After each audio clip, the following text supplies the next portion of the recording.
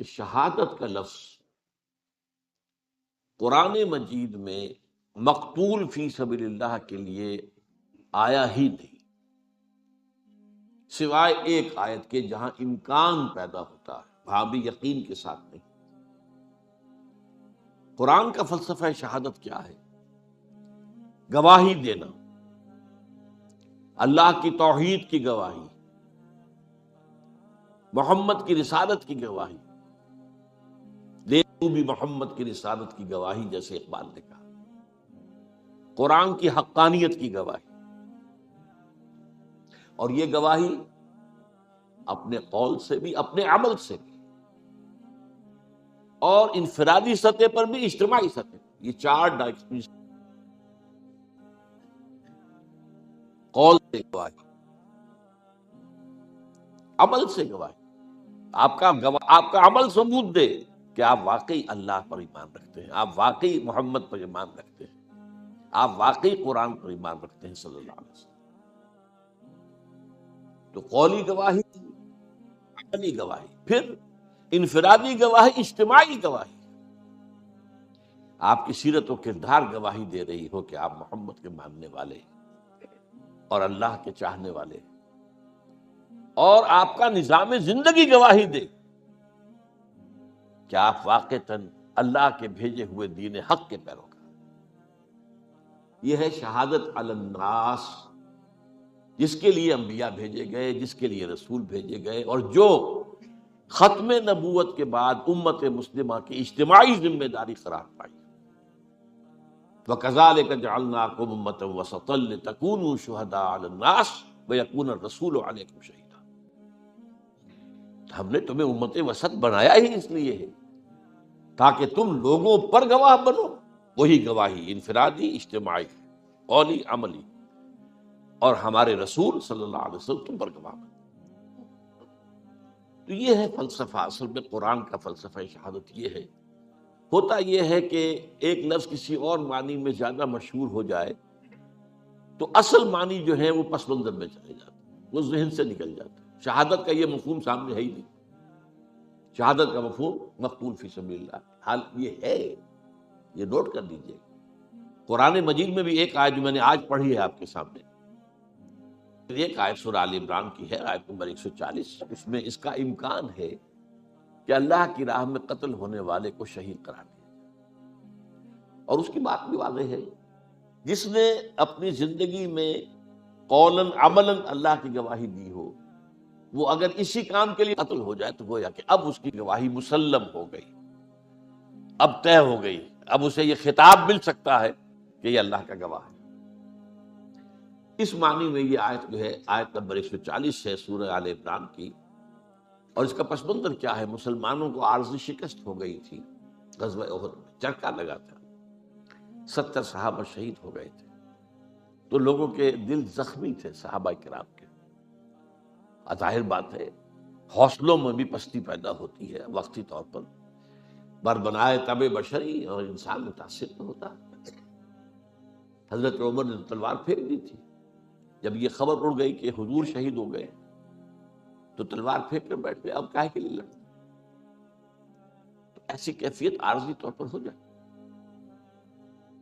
اس میں فرمایا گیا ہے کہ گھبراؤ نہیں، یہ تو دن ہیں جنہیں ہم الٹتے پھرتے لیتے ہیں، اوپر نیچے سی سو ہوتا رہتا ہے، اوپر نیچے اوپر نیچے، تلک الایام نداولها بین الناس، اور اسی سے ہم آزمائش کرتے ہیں تاکہ ہم دیکھ لیں کہ کون ہے واقعتاً جو ایمان والے ہیں، جو نامساعد حالات میں بھی ڈٹے رہتے ہیں، کھڑے رہتے ہیں، جمے رہتے ہیں، اور اللہ تم میں سے کچھ کو اپنا گواہ بھی بنا لے۔ یہاں اس گواہی کے معنی اللہ کی راہ میں قتل ہو جانے کے لیے جا سکتے ہیں۔ البتہ احادیث کے اندر یہ لفظ بکثرت آیا، لیکن آیا ہے استشہاد کے حوالے سے، باب استفعال سے۔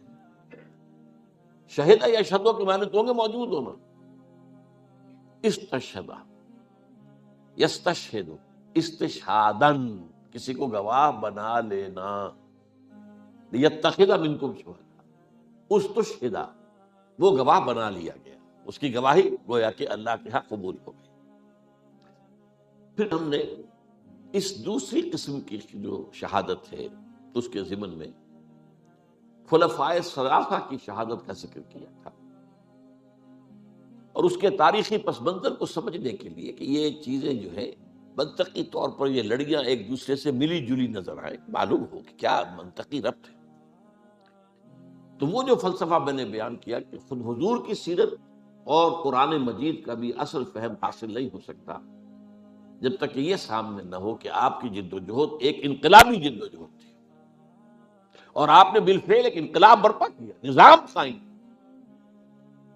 کہاں وہ قبائلی زندگی، کہاں مرکزی نظام کے تحت زندگی، وہ سارا کا سارا جو دین حق کا نظام ہے وہ نافذ، اللہ کی حاکمیت، پوری شریعت محمدی کا نفاذ، یہ کارنامہ ہے محمد رسول اللہ کا صلی اللہ علیہ وسلم۔ اس کے اعتبار سے سمجھنا چاہیے کہ ہر انقلاب کے بعد کاؤنٹر ریولوشنری موومنٹس اٹھتی ہیں لازماً۔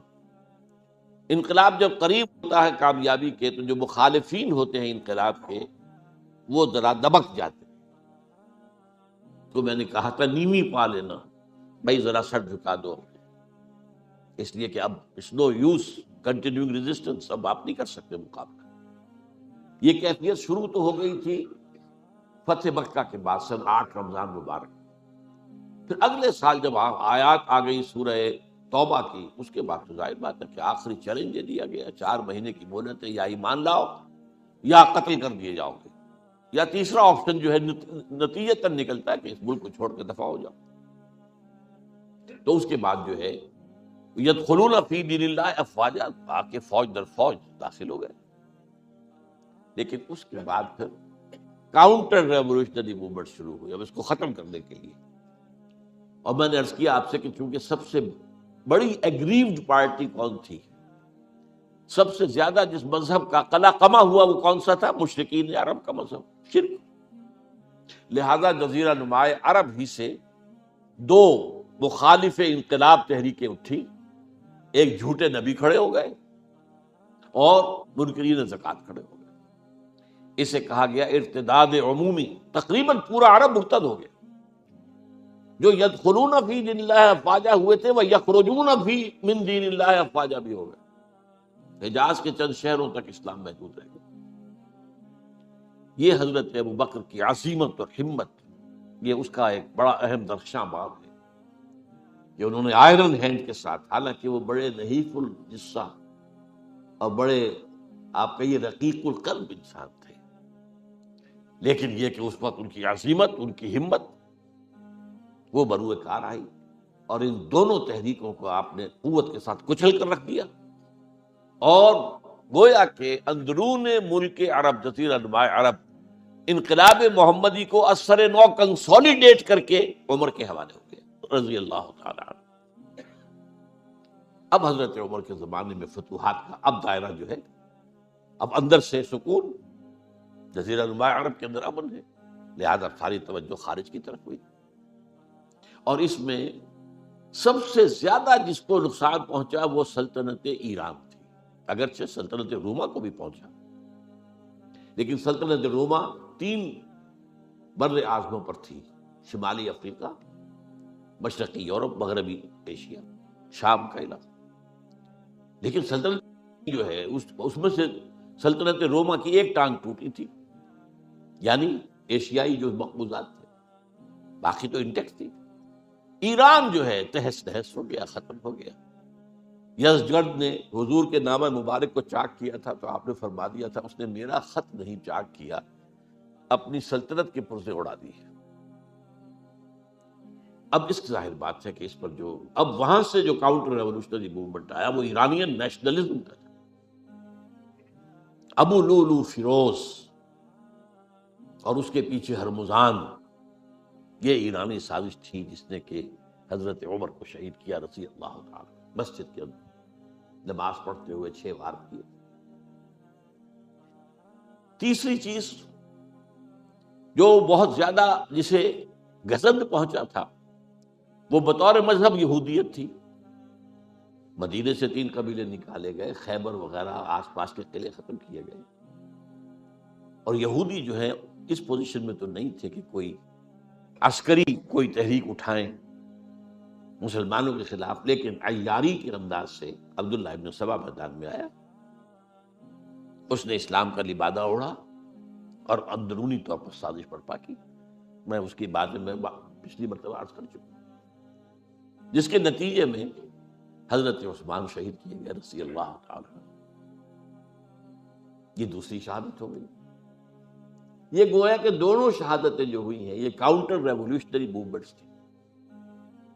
اب آج کا میرا موضوع ہے شہادت علی رضی اللہ تعالی. اصل میں حضرت علی رضی اللہ تعالیٰ عنہ کی شہادت بھی اسی الفتنۃ الکبریٰ کا تسلسل ہے. وہ جو عبداللہ ابن سبا کا پیدا کردہ عظیم ترین فتنہ تھا، اسی کا ایک نتیجہ حضرت علی کی شہادت بھی ہے. لیکن وہ بات ذرا تفصیل سے سمجھنی ہو، اور اس کے لیے میں ممنون احسان ہوں. حال ہی میں ایک کتاب چھپی ہے، ڈاکٹر سید رضوان علی ندوی، وہ محقق ہیں تاریخ کے. انہوں نے بڑی تاریخی تحقیق کے بعد جو باتیں بیان کی ہیں وہ میں آپ کے سامنے رکھ رہا ہوں. عرب میں جنوب مغرب کی کونے میں، جہاں یہ یمن بھی آباد ہے، اس کے اوپر نجران ہے، اسی علاقے میں یمامہ کا علاقہ کہلاتا ہے. یہاں ایک قبیلہ آباد تھا، بنو تمیم.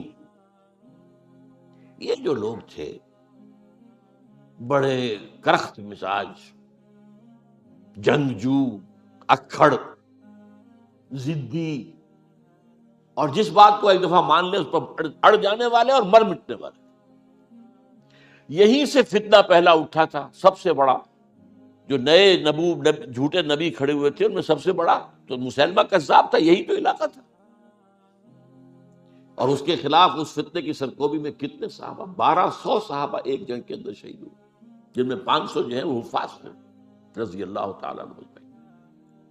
تو یہ لوگ جو یہ تھے بڑے زوردار. اس قبیلے کے بارے میں حضرت عمر رضی اللہ تعالیٰ عنہ نے ایک بڑی عجیب حکمت عملی اختیار کی. ان کو وہاں سے اکھاڑ کر اور ایران کی سرحدوں پر آباد کر دیا، اب جہاں پر جہاد ہو رہا تھا، تاکہ ان کے اندر جو یہ جنگجوئی ہے یہ اب اس مقصد کے لیے استعمال ہو. اب وہ دارالاسلام کی توسیع کے مقصد کے لیے استعمال ہو، اور وہ ہوئی. حضرت عمر نے 2 چھاونیاں بنائی تھی رضی اللہ تعالیٰ، کوفہ اور بصرہ. کیونکہ ظاہر بات ہے کہ اب جو اسلام کا دائرہ پھیل رہا تھا اور اسلامی حکومت پھیل رہی تھی، اور زیادہ تر جو ہے مشرق کی طرف پھیل رہی تھی، ایران اور خراسان وغیرہ کی طرف. تو اب مدینے سے اس کا کنٹرول اتنا آسان نہیں تھا، فاصلہ تھا. تو چھاونیاں بنائیں تاکہ یہ اس سرحد کے اوپر یہ موجودہ مرکز رہے، یہاں فوجیں موجود رہیں، کہیں کوئی بغاوت ہو تو اس کو کچلنے کے لیے وہ قوت فوری طور پر دستیاب ہو سکے. یہ لوگ ہیں کہ جو عبداللہ ابن سبا کی فتنے سے سب سے زیادہ متاثر. ان کی مزاج میں وہ کجی تو تھی نا. حضرت عمر بھی ان کا جو ایک مضبوط کنٹرول تھا انہیں دبائے رکھا ہے، اور ان کا رخ جو ہے ایک دوسری طرف موڑ کر اس سے اسلام کو فائدہ پہنچایا. لیکن اس کے بعد جب فتنہ جو آیا یہ عبداللہ ابن سبا، تو سب سے بڑھ کر یہی لوگ اس کے ماننے والے، اور انہی میں سے وہ لوگ تھے جنہوں نے جانیں بھی دے دی ہیں، جنہیں حضرت علی نے زندہ جلایا ہے. اس لیے کہ وہ کہتے تھے کہ علی خدا ہے. اے علی تم خدا ہو، تم ہمیں آگ میں جلا رہے ہو، یہ تو تم ہمارا امتحان لے رہے ہو. وَلَنَبْلُوَنَّكُمْ بِشَيْءٍ مِّنَ الْخَوْفِ وَالْجُوعِ وَنَقْصٍ مِّنَ الْأَمْوَالِ وَالْأَنفُسِ وَالثَّمَرَاتِ. اب وہ اس آیت کو اپنے اوپر منطبق کر رہے ہیں. تو یہ جو کرخت لوگ تھے، انہوں نے در حقیقت جو ہے عبداللہ ابن سبا کے کردار میں سب سے بڑا رول پلے کیا، اور انہی کے ہاتھوں حضرت عثمان شہید ہوئے رضی اللہ تعالیٰ.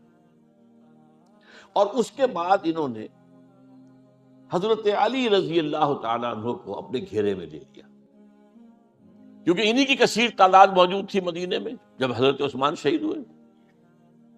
اس کے بعد اب ظاہر بات ہے کہ کوئی نہ کوئی تو خلیفہ ہونا چاہیے تھا. حضرت طلحہ سے کہا گیا، انہوں نے معذرت کر لی. حضرت زبیر سے کہا گیا، انہوں نے معذرت کر لی. اب ظاہر بات ہے کہ حضرت علی آخر امت کو چھوڑا تو نہیں جا سکتا تھا بغیر امام کے.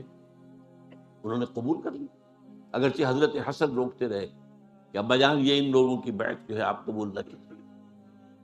حضرت حسن تو ان میں سے ہیں جو حضرت عثمان کے دروازے پر کھڑے تھے پہرے دار کی حیثیت سے، حسن اور حسین رضی اللہ تعالیٰ عنہ. انہیں تو معلوم تھا فتنہ جو کون لوگ. اس کے بعد حضرت علی رضی اللہ تعالیٰ عنہ نے اسی حکمت سے، جس حکمت کے تحت حضرت عمر نے یہ چھاونیاں آباد کی تھی، دارالخلافہ بھی مدینے سے کوفہ منتقل کر دی تاکہ پورے عالم اسلام کو کنٹرول کیا جا سکے اس مرکز کے ساتھ. اس کا نتیجہ یہ نکلا کہ اب گویا کہ حضرت علی کے گرد ان لوگوں کا گھیراؤ مکمل. کوفے میں یہی تو آباد تھے، کوفی یہی تو تھے. حضرت عمر نے انہیں لا کے یہاں آباد کیا تھا. جب حضرت علی نے کوفے کو اپنا دارالخلافہ قرار دیا تو گویا کہ ان کا پھر عمل دخل بہت بڑھ گیا. ایک طریقے سے یوں کہا جا سکتا ہے کہ انہوں نے اب حضرت علی رضی اللہ تعالیٰ عنہ کو اپنے محاصرے میں لے لیا. چنانچہ جنگ جمل کے موقع پر یہ ہوا ہے کہ صلح ہو گئی تھی. حضرت عائشہ رضی اللہ تعالیٰ عنہ کے جو نمائندے تھے اور ادھر سے حضرت علی، صلح ہو گئی تھی. طے ہو گیا تھا کہ ہاں قاتلین عثمان کو جو ہے اس کو سزا دی جائے گی، قصاص لیا جائے گا حضرت عثمان کی قتل کا. لیکن ان لوگوں نے 10,000 آدمی کھڑے ہو گئے کوفے کے اندر، ہم سب قاتل ہیں عثمان کے، لو قصاص ہم سے اگر لے سکتے ہو. جس کے نتیجے میں اور انہوں نے جنگ شروع کر دی. اور جب جنگ شروع ہو جائے تو پھر اس کے بعد تو کوئی نہیں دیکھ سکتا کیوں شروع ہوئی، کیسے شروع ہوئی، کس نے شروع کی. اب تو یا مارو یا مرو، دو ہی باتیں ہوتی. 10,000 مسلمان ایک رات میں شہید ہوئے جنگ جمل. اب اس کے بعد حضرت علی رضی اللہ تعالیٰ عنہ کی خلافت جو ہے حضرت امیر معاویہ نے ماننے سے انکار کر دیا. جب تک قاتلین عثمان کو سزا نہیں دیتے ہم بیعت نہیں کریں. یہ نہیں کہ دعویٰ کیا ہو کہ میں خلافت کا حقدار ہوں، یہ نہیں، لیکن یہ کہ آپ کو ان کو سزا دینی چاہیے. اب یہ تھا وہ مخمصہ جس میں حضرت علی رضی اللہ تعالیٰ عنہ وہ فرماتے تھے کہ میرا ساتھ دو تو میں ان قاتلین عثمان سے سزا جو ہے ان کو سزا دے سکتا. ادھر انہیں پتا تھا کہ میں سرنڈر کرتا ہوں تو مجھے علی تک تو پہنچنے کوئی نہیں دے گا، راستے میں ختم کر دیں گے رضی اللہ تعالیٰ عنہ. تو یہ پیچ تھا ایک جو ایسا پڑا ہے. اب اس میں جب حضرت معاویہ اور حضرت علی کے مابین فیصلہ کن جنگ ہوئی، جنگ صفین جسے کہتے ہیں، جس میں 70,000 مسلمان ایک دوسرے کی تلواروں، تیروں، نیزوں سے قتل ہوئے. اس موقع پر حضرت معاویہ کی طرف سے ایک آفر آئی. قرآن مجید کو نیزے پر اٹھا کر لوگوں نے کہا کہ یہ خون ریزی بند کر دو، ہم قرآن کا فیصلہ ماننے کو تیار. حضرت علی دیکھ رہے تھے کہ یہ اصل میں میری فتح کو شکست سے بدلنے کا پروگرام، تقریباً فتح میری ہو چکی ہے. لیکن یہ جو طبقہ تھا یہ انہوں نے کہا نہیں، بڑی ٹھیک بات کہہ رہے ہیں، وہ مانیے ان کی بات، جنگ بند کی. انہوں نے ہی یہی لوگ تھے جنہوں نے مجبور کیا حضرت علی کو کہ وہ تحکیم پر رضامند ہو جائے. اس کے بعد تحکیم میں جو معاملہ ہوا، حضرت علی حضرت عبداللہ ابن عباس کو اپنی طرف سے حکم بنانا چاہتے تھے. یہ اڑ گئے نہیں. یہ اڑ جانے والے لوگ، اور یہی اصل قوت تھے، وہاں ساری طاقت تو انہیں کی تھی. تو انہوں نے ابو موسیٰ اشعری کو اپنی طرف سے مقررہ، وہ بہت نرم خو آدمی تھے، انہیں بناؤ. بہرحال جو بھی بات طے ہوئی، اب تاریخ کی روایتوں میں اختلاف ہو سکتا ہے. کہا یہ جاتا ہے کہ طے تو یہ ہوا تھا حکمین کے مابین، ادھر سے ابو موسیٰ اشعری، ادھر سے عمرو بن العاص رضی اللہ تعالی عنہما، کہ آپ اپنے جو کلائنٹ ہیں حضرت علی آپ انہیں معزول کر دیجئے، میں معاویہ کو معزول کر دیتا ہوں. پھر جو ہے مسلمان فیصلہ کر لیں کسی اور کی عبادت. انہوں نے کھڑے ہو کے کہہ دیا میں علی کو معزول کرتا ہوں، اور عمرو بن العاص نے کہا کہ میں معاویہ کو قائم کرتا ہوں. اب یہ ہے روایت، واللہ عالم اس میں کتنا سچ ہے کتنا جھوٹ ہے. میں کوئی مورخ نہیں ہوں، میں کوئی تاریخ کا محقق نہیں. اس کے بعد جو ہے اب یہ لوگ انہوں نے کہا کہ مانیے تحکیم کو، اور جب انہوں نے حضرت علی نے اس تحکیم کے فیصلے کو ماننے سے انکار کیا تو پاگل ہو گئے، حضرت علی کو کافر قرار دیا. اور جا کر ایک جگہ پر حرورا ایک جگہ تھی، وہاں پر جا کے جمع ہو گئے، جتھا بندی کی، بہت بڑی طاقت پر وہاں انہوں نے طے کیا کہ علی بھی کافر ہو گیا، معاویہ بھی کافر ہو گیا، عمرو بن العاص بھی کافر ہو گئے، سب کافر۔ حضرت علی کی طرف سے ایک گئے سفیر ان سے بات کرنے کے لیے، تو انہوں نے کہا تم ہی نے تو کہا تھا کہ تحکیم کو تسلیم کرو، کہ ہاں ہم نے گناہ کیا تھا، کفر کیا تھا، ہم توبہ کی ہم نے، اگر علی بھی مان لے کہ میں نے مان کر کفر کیا تھا اب میں توبہ کرتا ہوں تو ہم ان کی بات مان لیں گے۔ اب حضرت علی اس طرح کا جھوٹ کیسے بولتے؟ انہوں نے تو کوئی کفر نہیں کیا تھا۔ بہرحال انہوں نے پھر بھی نرمی برتی کہ دیکھو اگر تم کوئی خونریزی نہیں کرو گے، فساد نہیں مچاؤ گے تو میں تمہیں کچھ نہیں کہوں گا، لیکن وہ اپنی ان شرارتوں سے بعد نہیں آئے۔ تو پھر تیسری جو بڑی جنگ ہوئی ہے ان جنگوں میں، جنگ نہروان کہلاتی، حضرت علی کی جنگ خوارج کے ساتھ، جس میں 4000 خارجی جو ہیں ختم۔ اور یہ بات اب آپ نوٹ کر لیجئے کہ یہ لوگ جیسا کہ اکھڑ بھی تھے لیکن اپنی بات پر ڈٹ جانے والے تھے، لیکن ساتھ ہی دیندار بھی تھے، نمازی اور روزے دار بھی تھے۔ یہ اس طرح کے لوگ نہیں تھے کہ جو فاسق اور فاجر ہو، بس یہ مزاج کا ایک ہے، جس جو بات دل میں بیٹھ گئی اڑ گئے۔ تو یہ اصل میں انہوں نے پھر فیصلہ کیا کہ اور تو ہمارے بس میں اب کچھ نہیں ہے، ان تینوں کو قتل کر دیا جائے، علی کو بھی اور معاویہ کو بھی اور عمرو بن العاص کو بھی۔ تو ایک جگہ ان کی سازش ہوئی، 3 آدمی معین ہو گئے، ایک ہی وقت کا طے فیصلہ ہو گیا، فلاں تاریخ کو فجر کے وقت تم جاؤ، وہ تم کوفے کی جامع مسجد میں، جب علی نماز جماعت کرا رہے ہو خنجر مارو انہیں۔ اور یہ اس کا نام ابن ملجم تھا، خارجی، یہ وہی لوگ بنو تمیم کے لوگ۔ دوسرا جو تھا وہ دمشق میں حضرت معاویہ کو قتل کرنے، شہید کرنے کے لیے پہنچ۔ تیسرا مصر پہنچ گیا حضرت عمرو بن العاص کو۔ اب یہ بات اللہ کی طرف سے ہے، یہ تو اس کی مشیت ہے، اس کا فیصلہ ہے۔ حضرت علی پر وار کارگر ہوا، اب شہید ہو گئے۔ حضرت معاویہ پر وہ وار ذرا اوچھا پڑا، زخمی تو ہوئے لیکن آپ کی جان بچ گئی۔ عمرو بن العاص اس روز مسجد میں کسی معذوری کی وجہ سے، عذر کی وجہ سے فجر میں آ ہی نہیں سکے، لہذا حضرت علی کی شہادت ہو گئی۔ اب یہ ہے اصل پس منظر، کن لوگوں نے کیا شہید، اصل میں وہ سمجھ لینے کی بات ہے۔ یہ خوارج نے شہید کیا، لیکن خوارج کا فتنہ سبائی فتنے ہی کا آف شوٹ ہے، اسی کے ذیل میں ہے، اسی کی ایک شاخ ہے، اسی کا ایک نتیجہ ہے۔ یہ خوارج جو ہے بعد میں بھی ان کی مسلسل جو ہے وہ جنگیں رہی ہیں۔ بہرحال اس صورتحال کو یہ سمجھ لیجئے کہ یہ خلفائے ثلاثہ رضی اللہ تعالی عنہ، حضرت عمر شہید، عثمان شہید، علی شہید۔ عجیب بات ہے کہ تینوں کا نام عین سے شروع ہوتا ہے، عمر عین سے، عثمان عین سے، علی عین سے، تینوں شہید ہوئے ہیں۔ لیکن یہ ہے تاریخی پس منظر۔ اب اس کے بعد میں صرف آپ کو چند اشارے دوں گا، میں نہیں چاہتا کہ اس سے آگے کوئی تفصیل سے گفتگو ہو۔ حضرت علی کی شہادت کے بعد لوگوں نے، جبکہ ابھی حضرت علی زخمی تھے، انتقال نہیں ہوا تھا، آپ سے پوچھا کہ ہم حسن کے ہاتھ پر بیعت کر لیں رضی اللہ تعالی۔ آپ نے فرمایا نہ میں تمہیں اس کا حکم دیتا ہوں اور نہ روکتا ہوں، یہ تمہارا معاملہ ہے، امر المسلمین ہے، مسلمان فیصلہ کر لیں جس کو چاہیں۔ چنانچہ حضرت حسن رضی اللہ تعالیٰ عنہ کے ہاتھ پر بیعت ہو گئی۔ اب معاملہ ٹھہرا حضرت حسن اور حضرت معاویہ کے مابین۔ 6 ماہ خلافت رہی ہے حضرت حسن کی رضی اللہ تعالیٰ، اور میں انہیں 5واں خلیفہ راشد مانتا ہوں۔ ابو بکر، عمر، عثمان، علی، حسن، انہوں نے کوئی اپنی قوت سے خلافت حاصل نہیں کی تھی، بلکہ مسلمانوں نے انہیں خلیفہ بنایا۔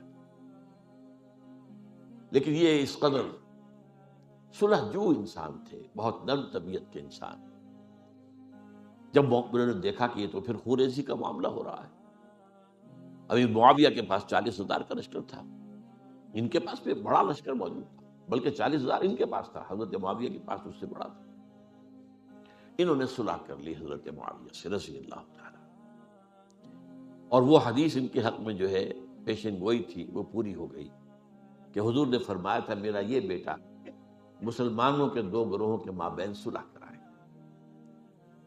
یہ سن 41 ہجری کا واقعہ ہے جب صلح ہو گئی اور حضرت حسن دستبردار ہو گئے اور امیر معاویہ کو اب خلیفہ تسلیم کر لیا گیا۔ اس کو عام الجماع کہتے ہیں، یعنی وہ انتشار اور تفرقہ جو سبائی فتنے سے شروع ہوا تھا، اگرچہ اس کا نقطۂ آغاز تو بالفعل بنا شہادت عثمان، پھر وہ جنگ جمل اور جنگ صفین اور جنگ نہروان، اور اس کا ایک نتیجہ جو نکلا وہ کیا تھا کہ اسلامی حکومت کی حدود کی جو توسیع ہو رہی تھی وہ عمل رک گیا۔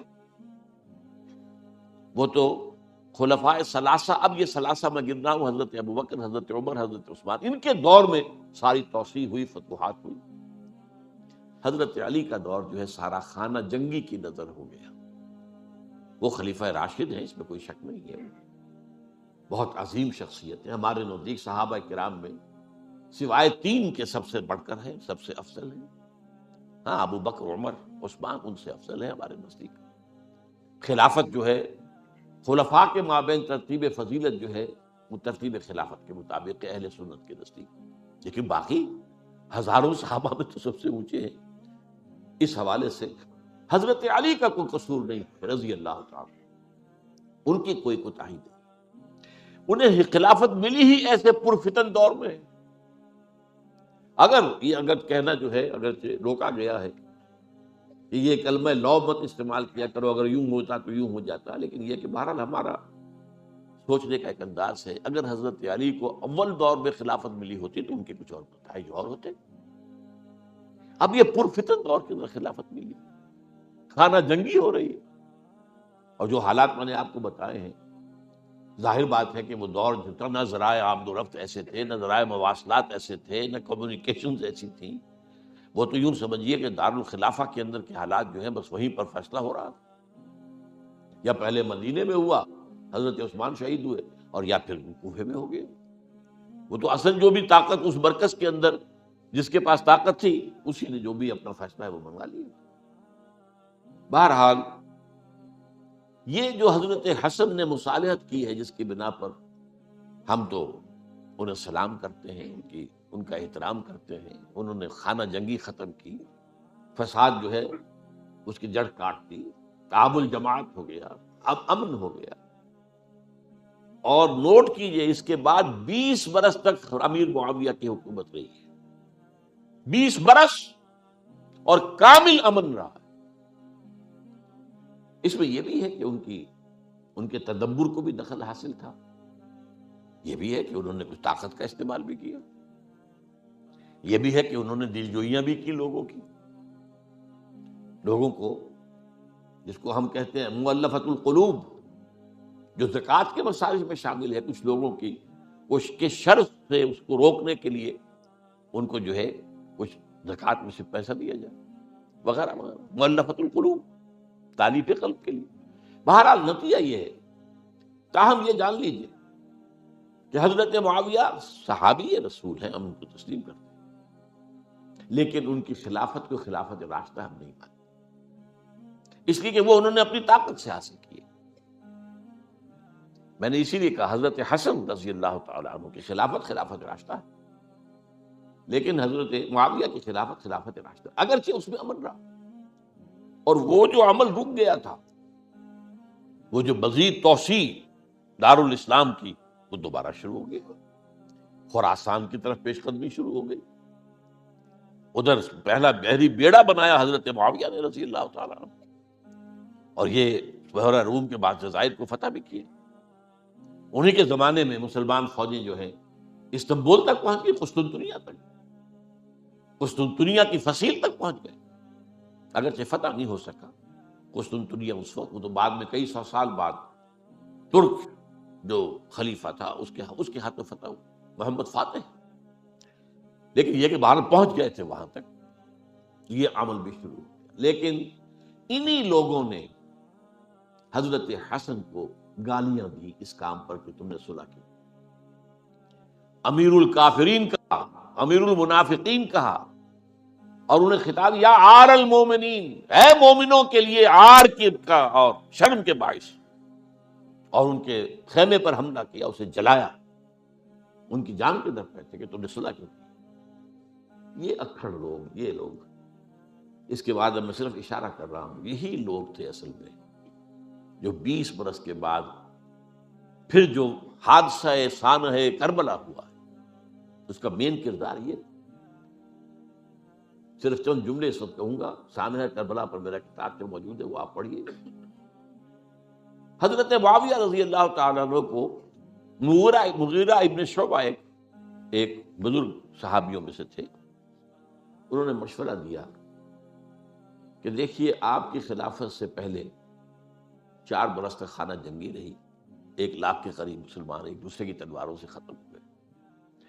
اب اگر وہ زمانہ گزر گیا، کبار صحابہ تو فوت ہو چکے، بڑے صحابہ تو گئے، اب تو یہ 9 مسلم جو فتح کے بعد ایمان لائے یا اس کے بعد ایمان لائے جبکہ سورہ توبہ کی آیات نازل ہو گئی، اب تو یہ لوگ، یا پھر اب نئے لوگ جو مفتوحہ علاقے میں ایمان لا رہے ہیں، مسلمان ہو رہے ہیں۔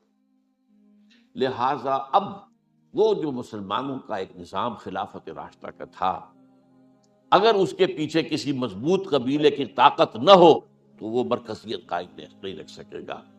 لہٰذا آپ یزید کو اپنا ولی عہد مقرر کر۔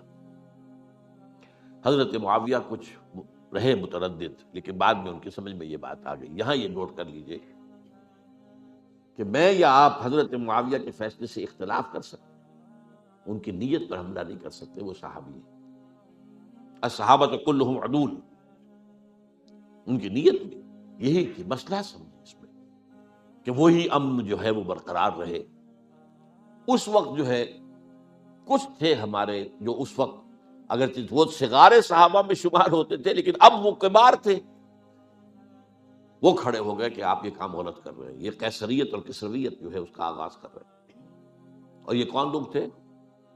اب دیکھیے ترتیب، ابو بکر کے بیٹے عبد الرحمن، عمر کے بیٹے عبداللہ ابن عمر، عباس کے بیٹے عبداللہ ابن عباس، زبیر کے بیٹے عبداللہ ابن زبیر، علی کے بیٹے حضرت حسین۔ حضرت حسن فوت ہو چکے تھے کیونکہ یہ عین وسط میں ہوا واقعہ، 20 سال کے درمیان 10 سال حضرت معاویہ کی حکومت کو شروع ہوئے، 10 سال ہو چکے تھے۔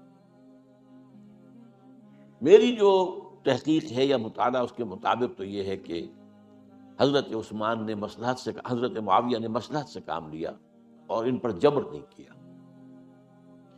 لیکن انہی ندوی صاحب نے کچھ لکھا ہے کہ بالجبر بھی ان سے بیعت لے لی، بیعت ولی عہد۔ مجھے اس سے اختلاف ہے، یہ حضرات ایسے نہیں تھے کہ جو بالجبر بیعت کرنے والے ہوں، میں اس کو ماننے کو تیار نہیں۔ بہرحال یہ حضرت، میرے نزدیک حضرت معاویہ نے جبر نہیں کیا، زبردستی نہیں کی۔ لیکن جب حضرت معاویہ کا انتقال ہو گیا، اب جو ہے معاملہ یہ پیدا ہو گیا کہ آپ بیعت کریں نہ کریں تو پھر جو ہے باغی شمار ہوگی۔ عبد الرحمن ابن ابو بکر رضی اللہ تعالی عنہ وہ فوت ہو چکے تھے، اب 4 رہ گئے تھے، عبداللہ ابن عمر، عبداللہ ابن عباس، یہ دونوں تھے جو عمر میں بڑے تھے، عبداللہ ابن زبیر اور حسین ابن علی رضی اللہ تعالی عنہ۔ ان چاروں نے کہا کہ کام غلط ہوا ہے، لیکن اس کے بعد ایک تفریق ہو گئی۔ یہ جو دونوں بزرگ تر تھے، حضرت عبداللہ ابن عمر، عبداللہ ابن عباس، ان دونوں نے کہا کام تو غلط ہے لیکن ایسا نہیں ہے جس کی بنا پر خونریزی کرائی جائے، مسلمانوں کا خون بہے، بغاوت کی جائے، ایسا نہیں۔ مطلب یہ کہ اس کے اندر مصلحت کا تقاضا یہ ہے کہ اس وقت جو ہے اس کو تسلیم کر دیا۔ لیکن یہ جو دو نوجوان تھے، ان کے اندر، نوجوان نہیں کہ وہ جوان تھے ماشاءاللہ، یہ کہ جوش زیادہ تھا، یہ اڑ گئے کہ نہیں ہم اس غلطی کو اب نہیں چلنے دیں گے۔ حضرت عبداللہ ابن زبیر اور حسین ابن علی رضی اللہ تعالیٰ۔ اب دیکھیے اصل فیصلہ کن بات کیا ہوئی، ان دونوں حضرات میں ایک اختلاف ہو گیا۔ حضرت عبداللہ ابن زبیر کا کہنا یہ تھا کہ یہی مقیم رہیے مکے میں، اور یہیں سے جو ریزسٹنس موومنٹ ہے وہ شروع کی جائے بنو امیہ کی حکومت کے خلاف۔ ادھر سے کوفیوں کے خطوط چلے آ رہے تھے حضرت حسین رضی اللہ تعالیٰ عنہ، آپ آئیے، ہم آپ سے بیعت کریں گے۔ حضرت حسین نے اپنے بھائی، چچا داد بھائی مسلم بن عقیل کو بھیجا، ان کے ہاتھ پر 10-12 ہزار کوفیوں نے بیعت کر دی حضرت حسین کے لیے، اور ان کے خطوط کے جو ہے وہ تو پورے کے پورے تھیلے تھے حضرت حسین کے پاس۔ اس سے پھر حضرت حسین نے سفر کیا۔ ادھر یہ ہوا کہ یزید کی طرف سے عبید اللہ ابن زیاد جو ہے گورنر بن کر آیا، اس نے جو تشدد کیا کوفیوں پر، سب نے بیعت توڑ دی، اور حضرت مسلم بن عقیل جو ہے ان کو شہید کر دیا۔ یہ خبر پہنچی ہے حضرت حسین کو، آپ ابھی درمیان میں تھے سفر کے، آپ نے مناسب سمجھا کہ میں واپس لوٹ جاؤں، لیکن حضرت مسلم بن عقیل کے بیٹے کھڑے ہو گئے کہ اب ہم قصاص لیے، ہمارا باپ شہید کیا گیا، قصاص لیے بغیر تو نہیں جائیں گے۔ اب یہ مروت کے خلاف تھا حضرت حسین کی کہ وہ ان کو چھوڑ دیتے۔ یہ وجہ ہے کہ وہ حادثہ پیش آیا، اور اس میں بھی اصل وجہ میں بتاتا ہوں، وقت جو ہے ختم ہو گیا ہے۔ وہ یہ ہے کہ حضرت حسین نے جب وہ لشکر تھا کوفیوں کا، کوفی تو آئے تھے نا، وہی کوفی جنہوں نے بیعت کی تھی، وہی بیعت توڑنے والے تھے، وہی لشکر میں آئے تھے حضرت حسین کے خلاف۔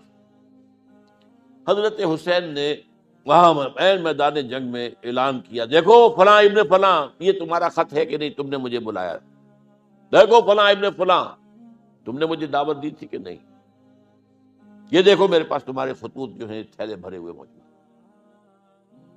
اب انہیں اندیشہ یہ ہوا کہ اگر حضرت حسین کو کسی طرح بھی یزید تک پہنچ جانے دیا گیا تو ہمارا جو ہے بانڈا پھوٹ جائے گا، پھر ہماری خیر نہیں۔